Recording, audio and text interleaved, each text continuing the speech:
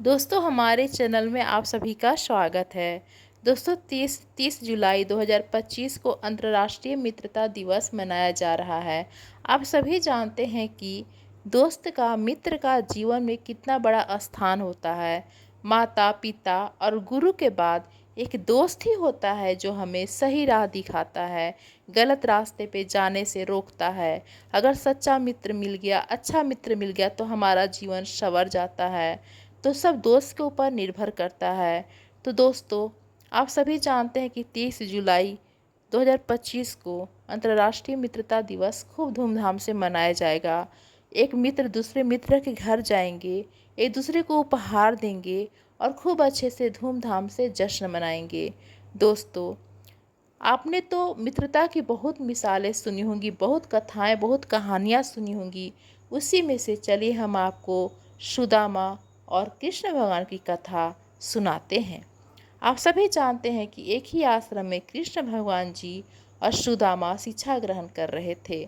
दोनों साथ में रहते थे। आश्रम की सफाई, भिक्षा मांगने जाना सब साथ में ही किया करते थे। शिक्षा ग्रहण साथ में ही किया करते थे। फिर सुदामा से श्री कृष्ण भगवान जी ने कहा, हे सुदामा, मैं तुमसे मित्रता करना चाहता हूँ।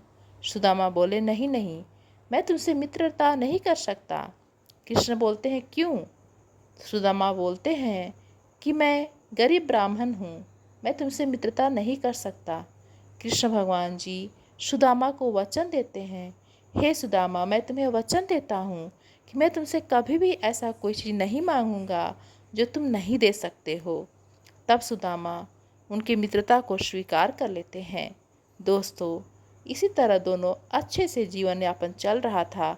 शिक्षा ग्रहण कर रहे थे, आश्रम में साथ में रहते, खूब मस्ती करते। ऐसे ही जब उन लोग का शिक्षा ग्रहण हो चुका, पूरा कंप्लीट हो चुका, तो लोग अपने अपने घर चले गए। अपने घर जाने के बाद सुदामा का इधर विवाह हो जाता है और उधर जा कर के कृष्ण भगवान जी द्वारिका में राजा बन जाते हैं। तब सुदामा की स्थिति बहुत बुरी होती है, क्योंकि एक गरीब ब्राह्मण थे, तो वे भिक्षा मांग करके अपनी पत्नी का और अपने बच्चों का पेट भरते थे। लेकिन स्थिति इतनी बुरी थी कि कभी भिक्षा मिलता, कभी भिक्षा नहीं मिलता था और उन्हें भूखे पेट पानी पीकर सोना पड़ता था। उनकी पत्नी ने कहा, हम और तुम तो भूखे रह लोगे, बच्चों को भूखे कैसे रखूं? सुना है कि तुम्हारे मित्र कृष्ण बहुत ही दयालु हैं, तुम उससे जाकर मिलो, अपनी स्थिति सुना।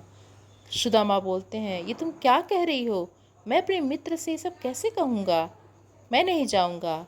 तो उनकी पत्नी बोलती है, अपने लिए ना सही, अपने बच्चों के लिए तो जाओ। तब बहुत ही समझाने के बाद सुदामा जाने के लिए तैयार हो जाते हैं, लेकिन बोलते हैं कि तुम ही बताओ, मैं जब कृष्ण से मिलूँगा तो खाली हाथ कैसे जाऊँगा? तब उनकी पत्नी बगल वाले से एक कटोरी चावल लेकर आती हैं और सुदामा को उनकी धोती जो होता है उसी में पोटली में बांध कर दे देती हैं। और सुदामा जी वहाँ से निकल जाते हैं कृष्ण भगवान जी से मिलने के लिए।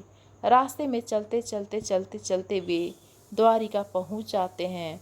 वहाँ की नगरी को देखते हैं। वहाँ के लोग बहुत ही खुशहाल जीवन यापन कर रहे थे। सभी को देख कर के उनको महल में जाने में, राज्य में जाने में बहुत ही अजीब सा लग रहा था, क्योंकि फटे हुए कपड़े पहने हुए थे, उनके पैरों में कांटा चुभा हुआ था।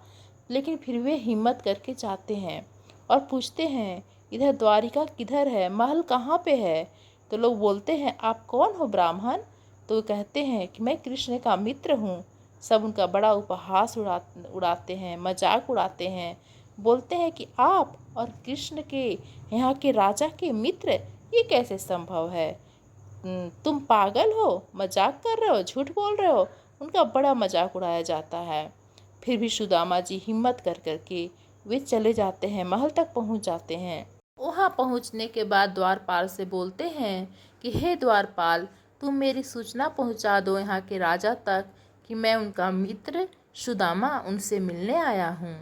द्वारपाल भी आश्चर्य में पड़ जाता है, ये क्या बोल रहे हैं ब्राह्मण, आप और यहाँ के राजा के मित्र? नहीं नहीं, आपको कुछ गलत फहमी हुई है। सुदामा बोलते हैं, नहीं नहीं द्वारपाल, तुम जाओ तो सही, उनको सूचना दो तो सही मैं उनका मित्र कृष्ण उनसे मिलने आया हूँ। द्वारपाल नहीं जाता है, लेकिन बहुत समझाने के बाद द्वारपाल उनके आने की सूचना श्री कृष्ण भगवान जी को जाकर दे देता है। और कृष्ण भगवान जी जैसे ही सुनते हैं कि सुदामा मेरा मित्र मुझसे मिलने आया है, वे नंगे पांव दौड़े हुए महल से बाहर आते हैं। वे नहीं देखते हैं कि मेरे सैनिक क्या कहेंगे, मेरी प्रजा क्या कहेंगी, कुछ भी नहीं सोचते हैं। और वे दौड़े दौड़े भागे भागे महल के बाहर आ जाते हैं और सभी के सामने कृष्ण को गले लगाकर खूब रोते हैं, खूब रोते हैं, खूब रोते हैं। उधर सुदामा भी खूब रोते हैं, बहुत ही रोते हैं। और कृष्ण भगवान जी कहते हैं सैनिकों से कि जाओ और महल में इनकी स्वागत की तैयारी करो। फिर कृष्ण भगवान जी जाते हैं सुदामा जी को लेकर और उनको खूब अच्छे से उनका स्वागत किया जाता है। कृष्ण भगवान जी खुद अपने हाथों से उनका पैर धोते हैं। दोस्तों, पानी की जगह उनके आंसू से ही उनका पैर धुल जाता है, क्योंकि बचपन के मित्र को पाकर कृष्ण भगवान जी बहुत ही रो रहे थे। सुदामा जी भी बहुत रो रहे थे। उसके बाद उनको नहलाया धुलाया जाता है, अच्छे वस्त्र पहनाए जाते हैं। इसके बाद कई प्रकार के भोजन उनको खिलाया जाता है। उसके बाद अच्छे से एक रूम में उनको रहने के लिए, सोने के लिए, आराम करने के लिए, विश्राम करने के लिए कहा जाता है। कुछ देर बाद कृष्ण भगवान जी अपनी तीनों पत्नियों के साथ उनके कक्ष में जाते हैं। जैसे ही सुदामा को लगता है कि कृष्ण हमारे कक्ष में आ रहे हैं, वे बहुत ही लज्जित होते हैं अपनी पोटली को देख कर के, मैं उनकी पत्नियों के सामने ये पोटली कैसे दूंगा, और उसे छुपाने लगते हैं। जैसे वे छुपाने के लिए चलते हैं, कृष्ण अपने तकिए के नीचे छुपा देते हैं। कृष्ण भगवान जी देख लेते हैं और बोलते हैं, ओहो सुदामा, क्या छुपा रहे हो, क्या छुपा रहे हो, दिखाओ दिखाओ दिखाओ। सुदामा बोलते हैं, नहीं नहीं कृष्ण, मैं कुछ नहीं छुपा रहा हूँ, तुम क्या बोल रहे हो, मैं कुछ छुपा सकता हूँ क्या। कृष्ण भगवान जी कहते हैं, अरे दिखाओ तो, भाभी ने हमारे लिए क्या भेजा है, जरा बताओ तो, दिखाओ तो।